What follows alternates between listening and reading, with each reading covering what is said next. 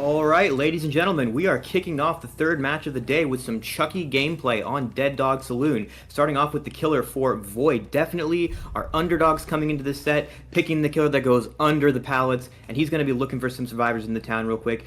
Honestly, being able to use the killer's height to his advantage, sort of hiding underneath some of these structures and not able to find anyone right away. We've definitely seen some very interesting Chucky mechanics on this match in our previous game so far, and now Hale is going to find the first survivor and is going to be Ace at a pallet that should not be that safe for Chucky's power, including this scamper coming in under the pallet. Will he be able to get the first tag on Ace here? And he will. Yeah, wow, I was absolutely not expecting that to hit. Dropping check pallet this early, and I mean, it's there to be used, right? But I feel like it's a little bit early for that. Going over to main, I have to say, with all the tall grass on this map, this seems like a pretty good one for Chucky to me. This is an interesting map selection for Chucky, because we typically see when an M1 killer has to play this map, they have to bring Bamboozle to play around this main building, to play around some of those structures on the other side of the map. But Chucky with the Scamper can kind of bypass that, and a lot of these vaults that are normally strong with the way the loops are structured is not that safe for Chucky's power at all, and Ace just having to take advantage of these super strong pallets to delay that first chase when he was found in the location where he was. And Dunder doing a good job of delaying that first down against the killer with such an oppressive chase power. And you know, Hale bringing agitation is going to get the choice of the hook that he wants, probably going for a pain res, interrupting Claudette on the Gallows gen and the hook by it. If he gets pain res, I believe there's another gen that's more progress, so there's going to be a pain res on one gen and a pop on the Gallows gen. This is really going to hurt the gen progress the survivors have, as Claudette has just had to leave, and that Gallows gen, crucial, being interrupted right now. Yeah, absolutely. That's one of those generators that, well, you usually want to leave either Gallows or main, or, you know, both sometimes for your last three gens, just because they're such a pain in the rear for the killer to get up to. So, I'm not surprised to try to do that generator first. Oh.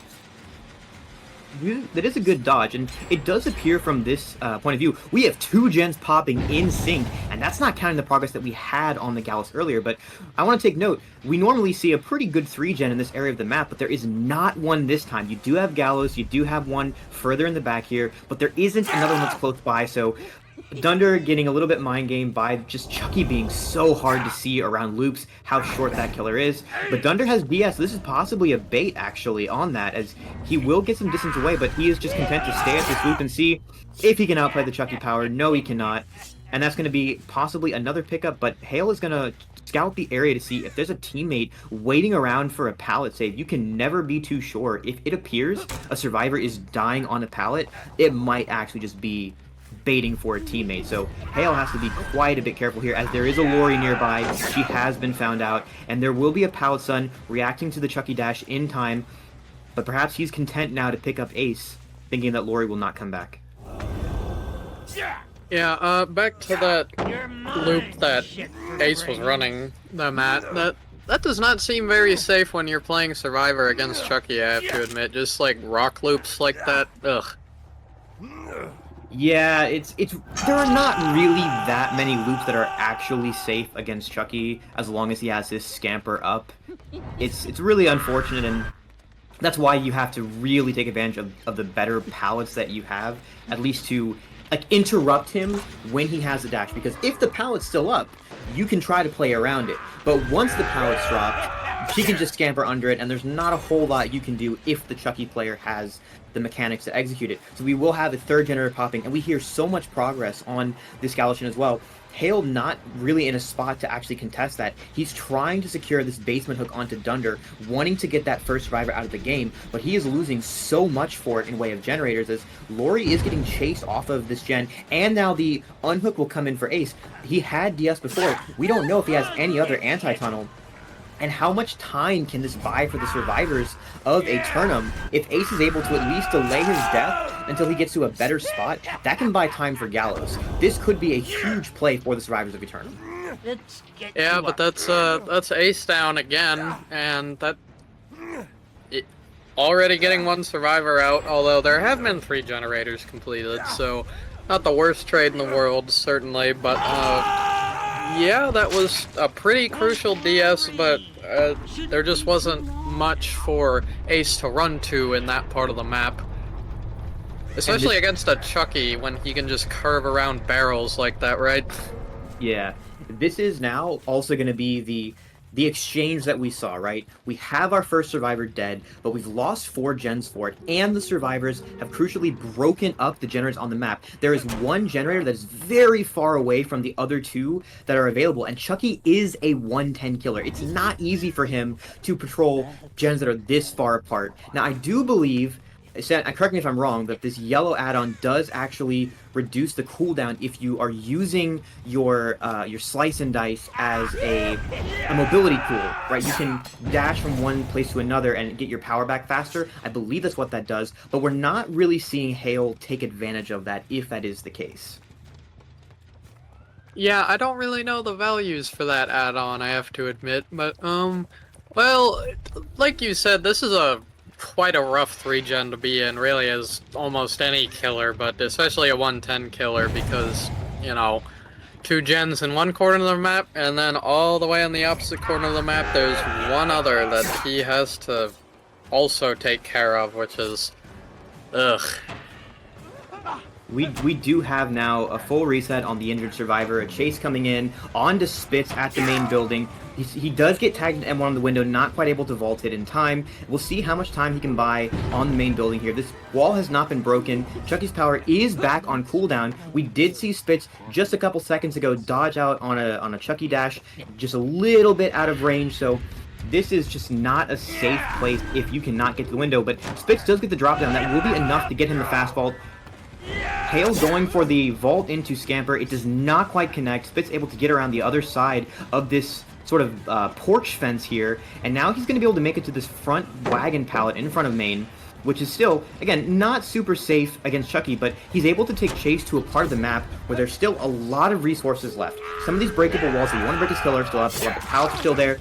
Spitz will get tagged just the tip of that dash as the last gen pops, and we're down to still only the 3 hook stages all undone, 3 survivors up, and I believe these gates are also split. We see one of them being worked in the distance, got one little red light, and Spitz is being chased in that direction. Hale seeming a little bit indecisive on who he wants to go for. Is he still on the trail of Spitz? Is he trying to interrupt that door? He appears to have found Dynamo on a pallet, but there will be a pallet stun coming in. Yeah, very solid pallet stun from Lori there, and, yeah, I do have to reiterate that there are just not really almost any safe pallets against this character in this game when they're dropped, but, very solid stun by Lori there, and they are splitting pressure on both, Lori looping and also the exit gate. Finding Claudette, going for a chase around a tree, and that's a hit. A gate has been opened. This has been, honestly, really clean gameplay from the survivors. In all of the occasions where they needed to do something well mechanically, they executed, they took advantages of the openings they were given, and this has just been a really impressive showing. We'll see if they'll be able to get anyone out. We do have all 3 survivors injured now. The door is open. Lori's got a pallet here, and she has to play this, but this can be a Scamper moment.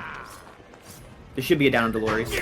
But she's going to force a locker pull instead, so this might actually end up just being a 2k6. I do not anticipate the survivors will want to go for the save. Yeah, we see Spitz taking his out. Surely Silhi is positioning for an out as well, and yes, that will be the case. So despite the game being really solid in the early game, we do get that last hook being turned into a full 3 hook. So we'll have a 2k6, 2 freshes.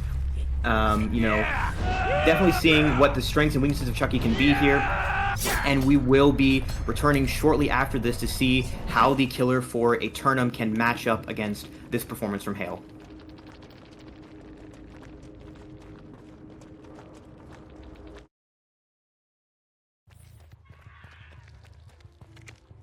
Alright, once again, good morning, good afternoon, and good evening. We are here again, live, with more Chucky on Dead Dog Saloon after a reset. Now, as we were talking about before the reset, Cole, how do you think this match is going to go compared to the last one? We'll have to see. In the last game, we saw a really quick early tag, And we're seeing, honestly, kind of a similar thing here. The first chase being brought towards main, but this is a little bit delayed from Obii on getting this chase. And it appears that both of these teams have comparatively set plays. This is where we were seeing chase brought first, from the same survivors, honestly. And Obii preferring to break that breakable wall next to the back window of Shaq, unlike Hale, who was opting to just scamper over it last game. So maybe Obii having a little bit of a different idea of how to play out Chucky mechanically. And now he's going to find Ada at the main building. This might be a tag. It is a tag as she vaults through the window. And we'll have to keep an eye out for that FTP play that we saw in the last game, if there's going to be a repeat of that. Now, because of the penalty being on the side of Void, they are not allowed to change their builds, so Obii's going to know who has what and who can be that play. Adam getting tagged on the head-on play, not quite working, and now this is still not as fast of an early down as we were seeing, but we'll see if Obii can convert onto a down here. He's got that yardstick, so he can see the survivor's auras when he enters into his dash, I believe it is. Very difficult to play around that for the survivors here. Oh yeah, especially on a map like this with all these line of sight breaks around main and the town as well. I do have to say that was a really good head-on bait earlier, and that's a down onto Adam. So, it's looking about as good as last match was. Maybe a little worse, but... Yeah, and for sure, one of the things that we're also seeing in a lot of these sets is killer players are really loving agitation, love being able to pick whatever hook they want. If they want to get a pan res, it's so much easier to get it, bypass that RNG, or just being able to get a survivor to the part of the map where you want to defend and make it so much harder for the survivors to choose, am I defending my hook, or am I going for the save, am I going for gen? The killer can make it so he can protect all of us at the same time. Obii gonna get that pop off, is in his power, looking to see if he can catch a survivor off, rotating for that pull. They might be letting the survivor hang instead. And now Obii just going to use the last second of his scamper to get some more distance with the dash. Very heads-up play on getting every last ounce of value that he can out of his power. He will catch Ace at the main building, who appears to have balance landing, gonna run away. Ada spotted out the corner of his eye, trying to go for the pull. She's got a pallet here, but she runs edge map instead, and this could be a tag, but not quite. She will wrap around the generator, avoids getting flicked by Chucky, as the unhook is gonna come in, and now Obii's going straight back to that hook. Probably, almost certainly wants to get that tunnel out onto 100 hours as soon as possible, and we are going straight back to the main building. Oh yeah, absolutely. I mean, you want to press your advantage as much as possible, right? Especially on this character. Actually, Obii appears to have switched his target. He hears someone fast vaulting the sort of side window on main and decides to go. It is Adam. Actually, I stand corrected. I thought someone else had vaulted. So we are still continuing our chase onto Adam at the main building, but this chase is going really slow, and Adam doing a good job of baiting out Obii to drop, making it just so much harder to get a good angle for that scampering. We're seeing the survivors here have this particular... Ooh, Adam gets tagged just the tip once again. That is going to be the second hook onto 100 hours. What a great name. If he had 300 hours, he could probably do some coaching here. Oh yeah, definitely. That was honestly, I was not expecting that slice and dice to hit there, but that was like the very last second of the hitbox.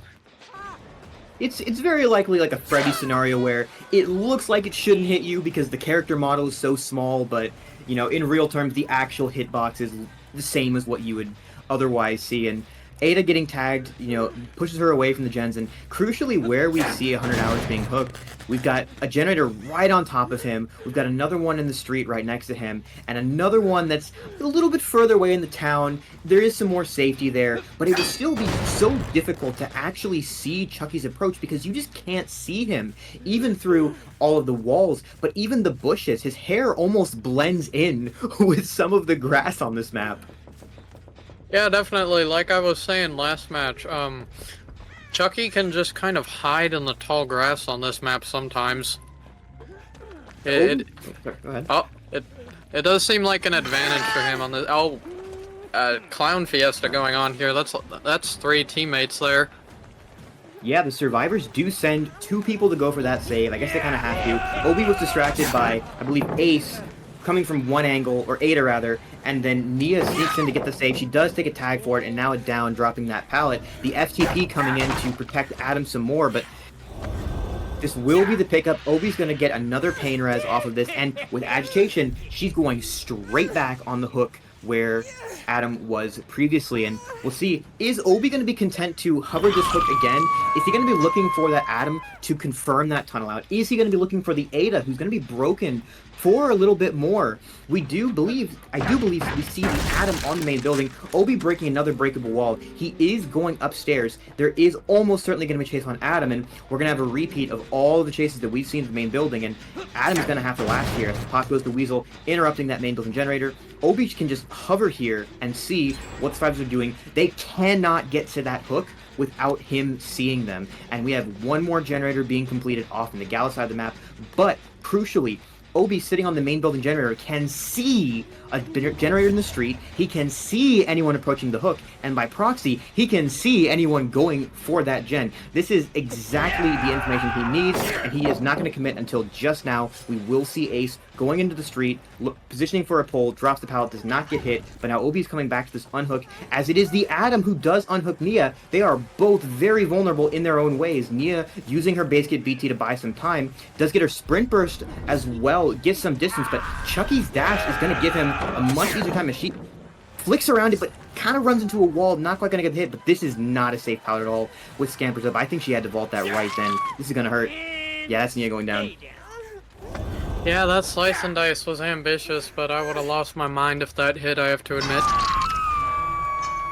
Oh yeah, I mean, Chucky, at least in my experience, Chucky's a very frustrating killer to play against, even from a competitive experience, because the killer players know they don't have to go for clips, they don't have to try anything fancy, they can just play it methodically, go under the pallet, just execute the Chucky dash, and there's not a whole lot you can do about it once those resources are down. It feels a lot like playing against Blight, but a little bit more straightforward and not quite as, you know, oppressive, not quite as much map mobility, but on a map like DDS, what's already so small, has a lot of places that are inherently unsafe, it can be very punishing. And Ada, being caught out of position, will dodge the flick around this cactus. She does have a vault that will buy her some time. She can 1-for-1 if she wants. There is an unhook coming in. Ace also did take a hit as the 4th generator is completed, but we are getting dangerously close to the win condition, as really all Obii needs to do here is find one more fresh hook, and I believe that should be enough to secure it for him.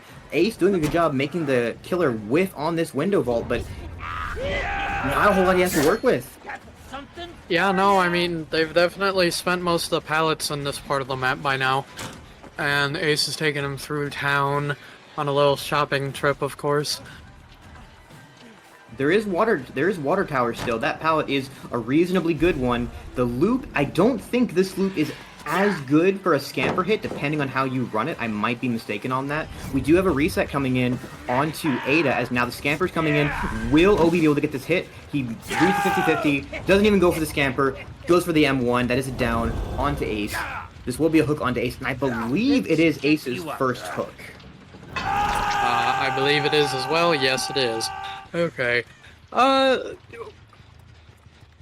Obii does have pop-up, so I don't think it's quite done and over yet. Not gonna count them out, but, well, there is only one gen left, and I believe only, what, one person on Death Hook right now? Well, he does have, like, honestly a pretty defendable gen spread. I think this is a better gen spread than the last 3 that we had in the previous game, but because I know we have at least 3 fresh hooks already, Obii just needs one more hook stage to secure a win. That is very achievable. He does not have any endgame perks, but he doesn't really need it. He just needs one survivor to slip up, and then it's game over. That is very true. Seeing Adam at main, I wonder if Obii's even gonna bother with chasing. Oh, catches the 8 up just from waiting around. That was smart. Yeah, that's a nice slice and dice. That is such a heads-up play with the patented chuck spots. Just sitting at that window, Survivor is just really not sure where he is, probably expecting that Obii would be committing to chasing Adam upstairs. They've practically been having a date night up here all game, you know? Just meeting up at the saloon. It feels like half of the match has been Obii and 100 Hours at the main building, and there's the head-on. You know, 100 Hours returning the favor. This will be now possibly switch onto him or commitment to Ada. And it looks like Obii is content to go after Adam instead, decides, you know what, I'm gonna finish this up with you. You hold on for a second, Ada, I'll be right back with you. 100 Hours does get the pallet stun at the wagon pallet behind main. We're gonna keep playing this, but this is not a good pallet to play against Chucky once Scamper comes back up. Adam is still healthy, he's gonna get his distance away from that. He does have some, well, honestly, a really, really terrible pallet here. This is an M1 tag on it. Not a whole lot you can do on that pallet, even against a 110 without a power. But now we're going back to the wagon pallet, and Scamper's up. This is going to be pain. Yeah, that's just the M1. Yeah, and I believe that's win condition, because I believe only one more hook grants win condition in this situation, regardless of who it is. But Ada was the last fresh hook, but I suppose it doesn't matter anymore, of course. Regardless, let's see how the rest of this game plays out. Yeah, that is win con, but I think because this is the first set of the match, and this is also the set that Void wanted, they're still going to be playing for morale, essentially, right? You don't want to... You want to go into the next set with some optimism that, hey, we played this really close. Yes, we just couldn't quite get over the finish line, but we got really close against a team that should be beating us. And if we can get that close this time, we've got a shot to keep playing our best into the next sets, and maybe we can take a set off. Maybe we can make a 2-0 comeback and get that reverse sweep. That's what we're going for here. We got to stay, you know, with our heads in the game, and the survivors are doing that. We've got some body blocking coming in for the Ada, trying to get as many outs as possible. There is an exit gate being opened, and I do think they should be able to get at least 2 survivors out. Ada probably not going to make the cut, unfortunately. But Ace doing a good job of losing the killer. Nia sort of hovering around to see if Chucky's going to pick. She can go for the Nia. If not, we got Ace safe. But now we're going to see 100 Hours taking his out. Ada going on the hook. Aki going for an out as well. And this will be, I believe, a 2K9. Yeah, this is going to be a 2K9 with 3 or 4 fresh, so honestly a result that Obii can be really happy with. I mean, enough for a win, but at the same time, the survivors had a pretty good recovery, a little bit of a chaotic game, but they pulled out a pretty good endgame, and they can be happy with this going forward into the next set, which will be Singularity. This is the set Aeternum wanted, and I'm really hyped to see how they'll be able to perform on this particular killer.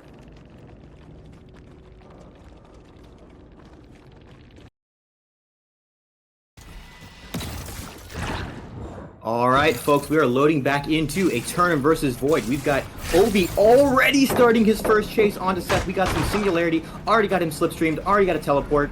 Jake is going to be taking the first chase here, and Obie's possibly leaving this chase, deciding, I don't want to chase him here. We've been seeing a lot of interesting gameplay on these new Macmillan maps. Some of them have some really strong chain tiles. Obii perhaps not wanting to avoid, not wanting to chase there, possibly wanting to get his camera pod set up instead, breaking that breakable wall in main, make that loop just a little bit weaker. He is getting his camera set up, you know, and we have a slipstream coming in onto Adam, which tells us that Jake and Adam ran just a little bit too close to each other, and that gives a free slipstream over onto Adam, who does have an EMP, but it will also be a teleport and a tag with Sloppy Butcher onto 100 Hours, who's now running Shack. He's going to get teleported on again. This Shack pilot will be pre-dropped, but it's going to get kicked so fast because of the overclock mode, as now Adam being chased into the direction where Jake was left previously, but from the opposite way. So Obii is content to commit here, as Adam is running deeper into this pocket. I'm honestly surprised he already had an EMP that early into the match, but as we saw yesterday, oh, well, that's down already. But as we saw yesterday, Singularity is pretty dang good on this map because of all the openness in the central area, and as well as the trees high up to put cameras on. Yeah, for sure. This is... Singularity is kind of a weird hybrid killer where he has this element of you're a little bit of setup with your camera pods, a little bit of map control with the teleport possibly coming in, but you also have a potentially impressive chase powers. Obie's going to go for the pick, and there will be a flashlight save. We saw Nia hovering her teammate Adam around the water tower when he first went down. Even though she got tagged, she stuck there like a real homie, and that is going to be the save onto Adam. This first hook is being delayed, and this can be a crucial turning point in the game. Getting that first hook early is so important. This is buying the rest of the teammates, this is buying Jake, and it's buying Ace a lot of time to try and break that 3-gen. And Adam is just juicing at this Orman pile. Obii periodically checking his other cameras to see, alright, maybe I can catch one of the other survivors off guard, get a teleport in. If they're not careful with the EMPs, this can be a sudden change in target as one gen is completed. Adam's still being chased. That should be a down at the window. And Nia probably not going to be around for this save. But Adam doing a good job dying in the right spot. There's no agitation this time. It could be very difficult for Obii to get him to the right spot. Oh yeah, definitely. Especially, well, I guess we'll see here and now, but especially if this is a Scourge hook, things are looking pretty alright for Obii already, which it is. But, you know, of course, it's too early to count anyone out. Scanning a camera at main. EMP has been used, so Ace cannot get rid of the gunk again if he gets it on him. And that timing is a little unfortunate. You know, normally when you're playing Survivor against Singularity, you want to hold on to your EMP, and if you're working on a gen that's got a camera on it, you wait until you've got the slipstream on you, then you can EMP the slipstream off of you, and then also disable the camera. Ace not quite getting the timing, does give Obii a teleport, but there's not much punish for it. Ace able to get to somewhere safe. We do have an unhook. And now, the question for Obii is going to be, based on how early that first down was, or rather how early it was not, is he going to commit to a tunnel onto Adam? Or is he going to try and get split hooks, more pain res, more fresh hooks for WinCon? And so far, it seems like he is happy to go for Ace here, and possibly try and get him back on that same pain res hook, which is in the middle of the map. It's got so many good lines of sight on it. Ace is going to go down on this pallet. We may have another survivor around for this pickup, but it is not the case. Ace will be going on that same hook. Another pain res coming in, another pop. We see a pretty tight 3-gen around main that Singularity can defend, but two of the survivors were resetting over on Shack, far away from that, as Adam appears to be the survivor who is going for these gens, and now he is in chase.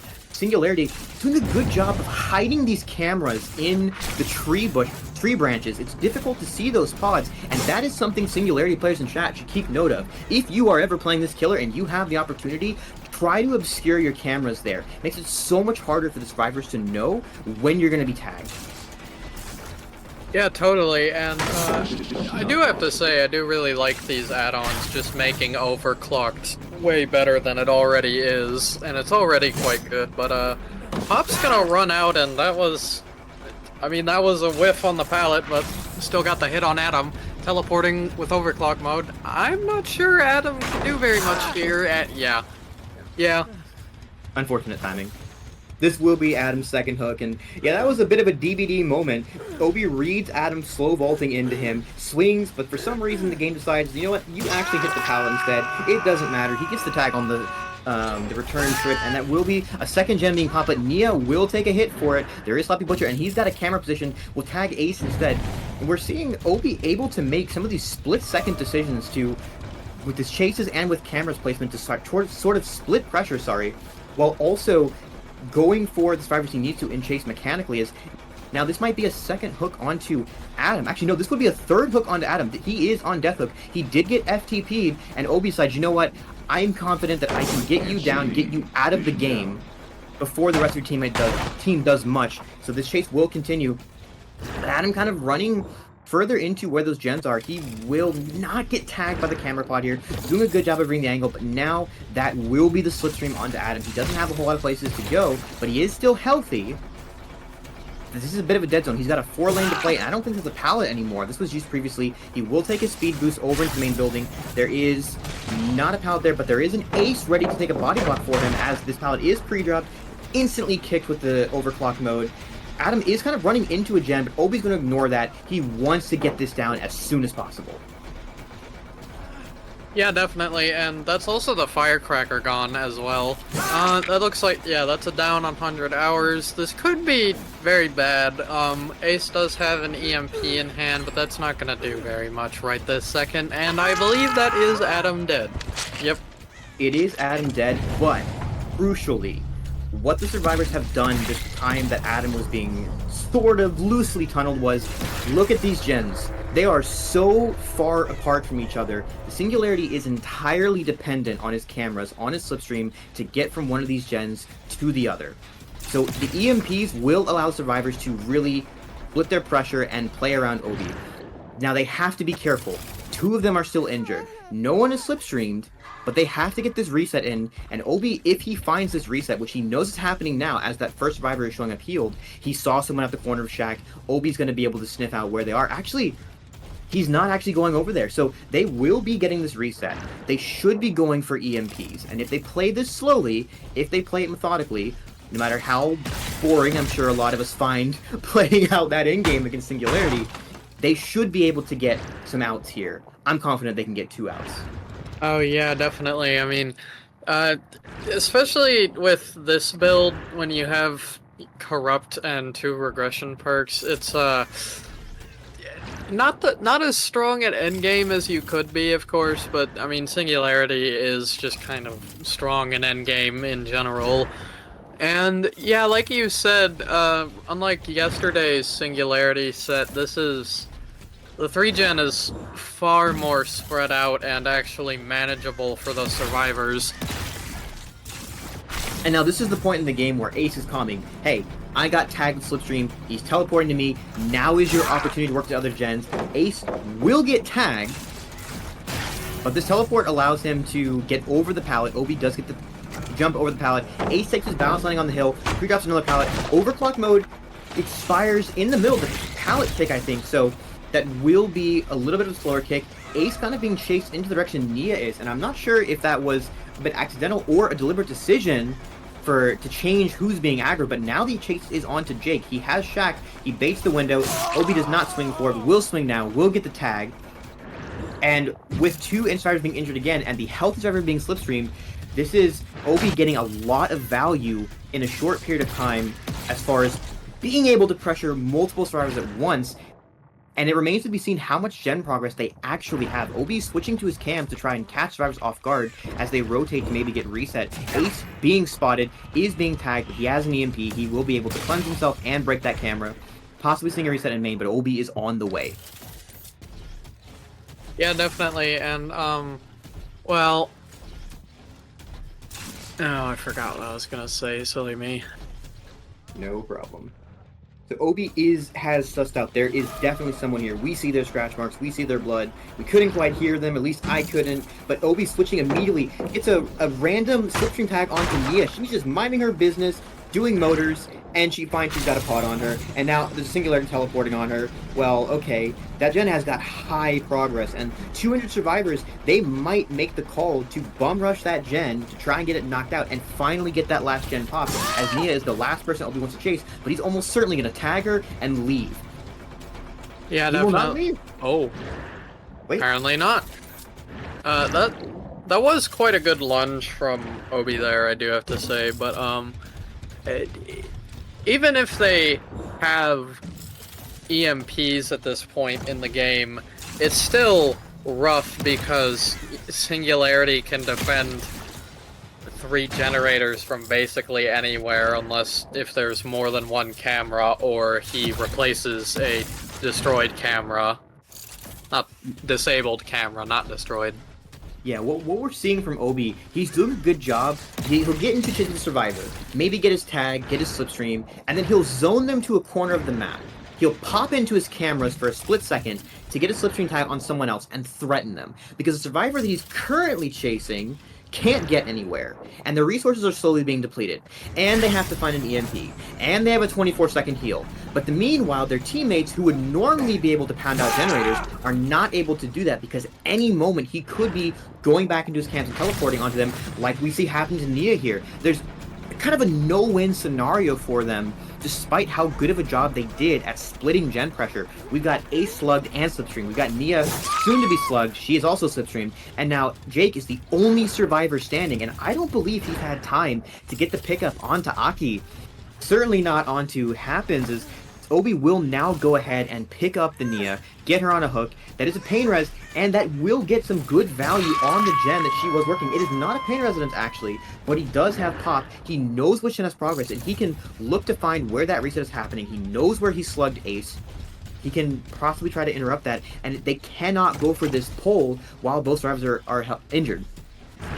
Yeah, definitely. I remembered what I was going to say earlier. I was going to say, well, still having tokens of pain resonance at this point is kind of not a good thing. It is good in this situation because if you get a fresh Scourge hook, what are they gonna do about it, right? Like, they have to be splitting pressure like madmen. Oh yeah, that pain res can possibly, like, normally a survivor will want to say, okay, I know I'm gonna die here, I'm gonna just find the most awful corner of the map to go run to and die, and then that way, my teammates have time to pop out that last gen while this is happening. But Singularity has a map-wide teleport, and if he's still got pain res in his back pocket, that can be enough to interrupt that last gen, as this will be a pain res use on Jake. He's got one more token. I believe it's on Nia, but I might be wrong. And so, yeah, it can be very difficult to actually make that play work if you still have it in your back pocket. And it's an interesting variation where a lot of times from Singularity players will also see them bringing Eruption in this scenario over Pop, because it allows them to get that gen kick going on those 3 gens, and when that down happens, again, one more thing to delay that last gen popping, even if you die in the right spot. Yeah, definitely, and this is Obii's last pain resonance here, Dania, and there's just not much here other than that one pallet, so I don't think, yeah, she's just gonna go down in a corner. I mean, that's respectable. And this is the part of the game where the snowball is like finally coming to fruition. We saw a little bit of a slower pace mid to end game where Obii was not really doing a lot of commitment. He was getting tags, he was getting slipstreams, he was interrupting the gens, but he wasn't committing too hard to the survivors. He was just getting what he could to make them wait, to deplete their resources, you know, get some of these pallets down, and now he's able to choose his time to strike and actually get those downs, get the hook states coming in, and eventually the survivors are going to have another survivor dead, and the 2v1 will be even more punishing. And this is methodical play. It is so difficult from a survivor POV to play this out perfectly for as long as you need to. And the cards are honestly kind of stacked against you at this point. Anytime you get to a 3v1, the game becomes so much harder. And this is exactly what we're seeing so far. Yeah, that's definitely very true, especially on a map as big as this one. Really, there's only a few killers that could effectively patrol these generators at this distance from each other, and Singularity is definitely one of them. And that's still second hook on Ace. He's still not out for the count yet. Jake is healthy. Maybe he'll be able to do something. We do see scratch marks, but not able to tag a survivor. There's another camera that's been broken with the EMP. Jake working without an EMP. Nia does have one, and she's pathing somewhere, but we're not quite sure where. Jake will be pushed off this gen manually. Obii resetting the pod above it that had been EMP'd previously. He's gonna kick that gen. He will get a slipstream tag onto Nia, who is injured. Jake is being chased. This is Obii pressuring 2 survivors at once, functionally. Jake being chased, 1 survivor on hook. Nia saying, you know what? I'm not even gonna attempt to save my teammate. I'm sticking to this gen. I've EMP'd your hook. You have to come here yourself. Obii's not gonna do it. Yeah, definitely, and even if I imagine they're going to get the unhook here. I mean, you know, I hope so at least, but yeah, like you said, it just becomes so much harder when it's a 3v1. That's why, of course, that's why in competitive, people usually tunnel out a survivor first, and I have to say, this specific camera, that's been doing a lot of work this game. Oh yeah, and that was maybe accidentally Nia kind of baiting Obii into questioning.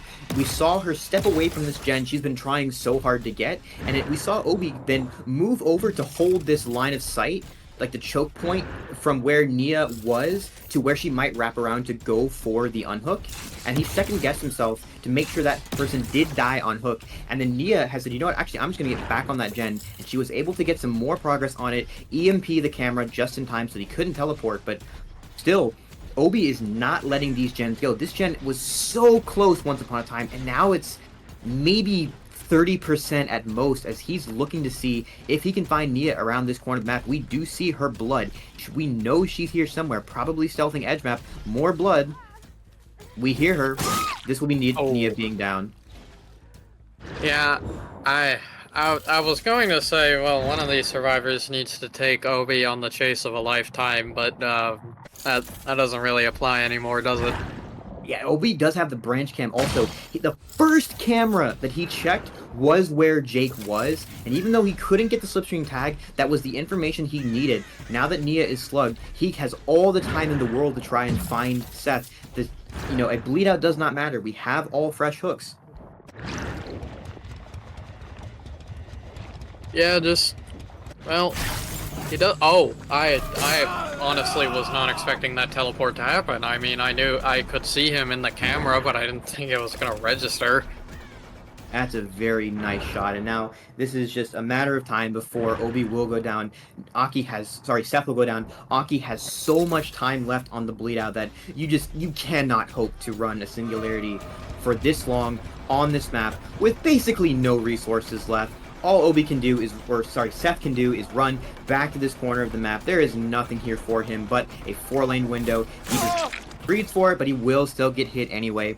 This will be the down onto Seth. We will secure a 4K1 for Aeternum on the Singularity. This is honestly not that uncommon of a result. Typically in Singularity sets where you do get a 4K, it will come down to this last 3 gens.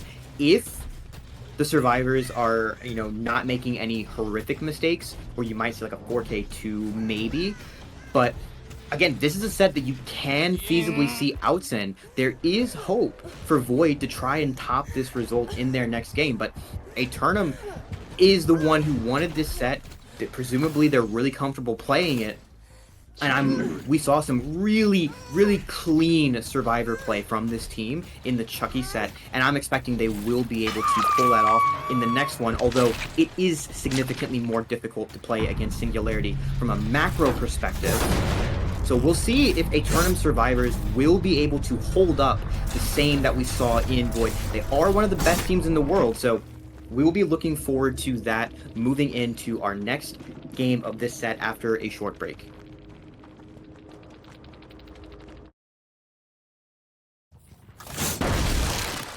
All right, folks, we are back, and we've got, I honestly cannot pronounce this name, fighting for Team Void's life in this. We've got the second set, Singularity, rolling up, and we are looking to see if we can do better than a 4K1 to stop Aeternum from taking a 2-0 in this match. And this is going to be a tall order. This is the set Aeternum wanted. We've got some cameras being set up. We've got the Singularity checking those cameras already, looking to see if he can find survivors positioning for these gens around the main building, which is where he's probably looking to hold his last 3 gens, but he's gonna have to do better than that last 3 gen scenario if he wants to actually win. Ace being spotted hiding around this rock. He's got an EMP. He is probably the survivor designated to shadow the first chase to have an EMP ready to go. Really unlucky that Dunder is caught out here and tagged, but he does still have the EMP. He's got Shaq. He's got a good pallet there.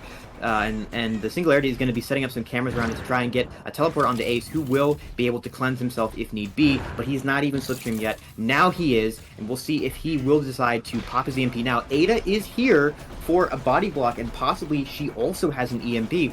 We need to see how fast can this first down be, how fast can the first tunnel can be.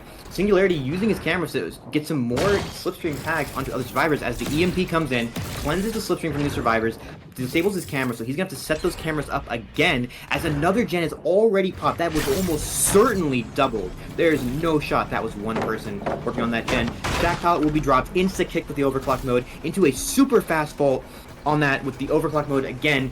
Really heads up play on the use of the Singularity's power. We will now be chasing around a filler with teleports coming in just to make this pallet a lot weaker, and Ace is now zoned back into the shack where there are no more resources. Yeah, this is a very solid chase from Ace here, I have to admit. But last match you were saying a lot of people like to take Eruption over Pop, but here we have Eruption and Pop. What do you think about that? Honestly, I think Sloppy is significantly so my take would generally be Pop is gonna give you a better snowball, I think. Because you can hold those early gens much more easily if you're really looking to get a super good win con. But I think if you know that you're going to be playing into the long game, Sloppy puts in so much work on ensuring the survivors have a harder time resetting. It's wasting more time in that 1v3. So keep in mind, because we're going to reiterate for this event, the teams are required to decide their builds before any of the games are played. So the killers and survivors have decided without knowing any of these results what they're playing.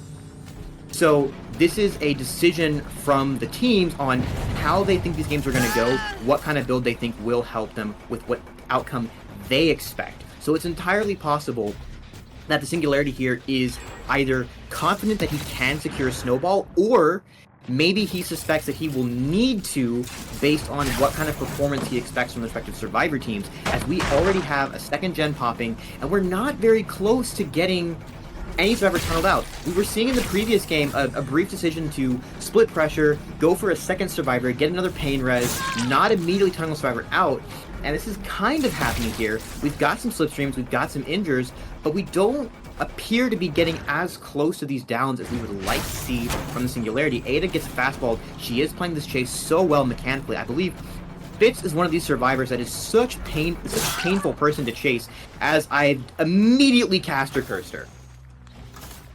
Yeah, that chase was really something. That was just impressive on Spitz's part. But I